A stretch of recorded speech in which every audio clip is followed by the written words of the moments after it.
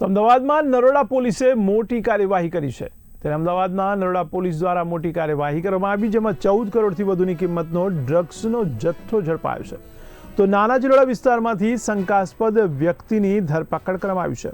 તો drugs supply network અંગે પોલીસની તપાસ તેજ કરાઈ છે। તો આરોપી પાસેથી મોટી માત્રામાં માદક પદાર્થ પણ કબજે કરાયો। તો નરોડા પોલીસે બાતમીને આધારે મોટી સફળતા મેળવી છે। ત્યારે આ ડ્રગ્સ ક્યાંથી લાવવામાં આવ્યો તેને લઈને પણ તપાસ શરૂ કરાઈ છે। તો આરોપીના અન્ય સાગરીતોની શોધખોળ ચાલી રહી છે।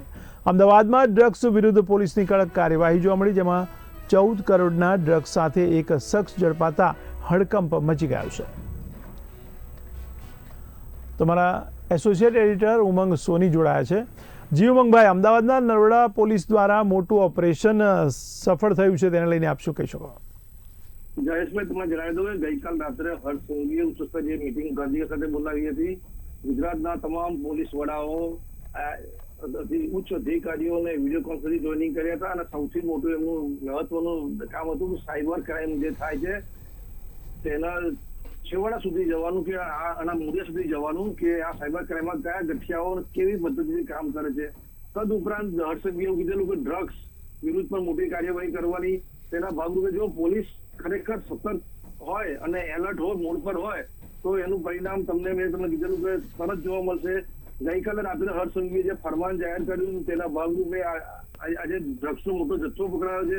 નાના ચિલોડા વિસ્તારમાંથી 14 કરોડથી વધુ કિંમતનો ડ્રગ્સનો જથ્થો પકડાયો છે। શરૂઆતમાં જો ડ્રગ્સનો જથ્થો પકડાય છે તે FSLમાં મોકલવામાં આવે છે અને પછી જ ગુનો દાખલ કરવામાં આવે છે। આ શંકાસ્પદ ડ્રગ્સનો પકડાવાથી એક વ્યક્તિની ધરપકડ કરાઈ છે। સૌથી મોટી વાત એ છે કે ગુજરાતના દરિયા કિનારે હજારો કરોડનું ડ્રગ્સ વારંવાર આવે છે। પાકિસ્તાન પોતાના બેલી મુરાદથી રણની અંદર ડ્રોન દ્વારા બી ડ્રગ્સનો જથ્થો નાખે છે, પરંતુ આ ડ્રગ્સનો જથ્થો ગુજરાતના ખૂણે ખૂણે પહોંચે છે, દેશના ખૂણે ખૂણે પહોંચતો હોય છે, પરંતુ તેનું નેટવર્ક તોડવામાં પોલીસ અને ખાસ કરીને ગુજરાતની ઇતિહાસ સફળતા મળે છે।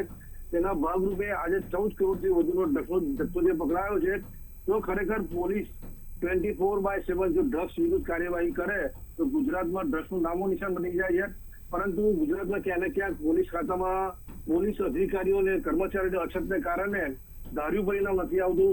પરંતુ જો સરકાર જાગૃત હોય અને સરકાર આદેશ કરે તો ડ્રગ્સ માફિયાઓનો નાશ થઈ શકે છે અને મોટી કાર્યવાહી થઈ શકે છે। તેના ભાગરૂપે આજે 14 કરોડથી વધુનો જથ્થાનો ડ્રગ્સ પકડાયું છે।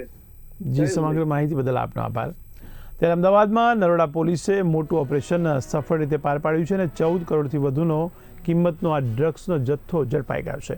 તો નાના ચિલોડા વિસ્તારમાંથી શંકાસ્પદ વ્યક્તિની ધરપકડ પણ કરી લેવાઈ છે।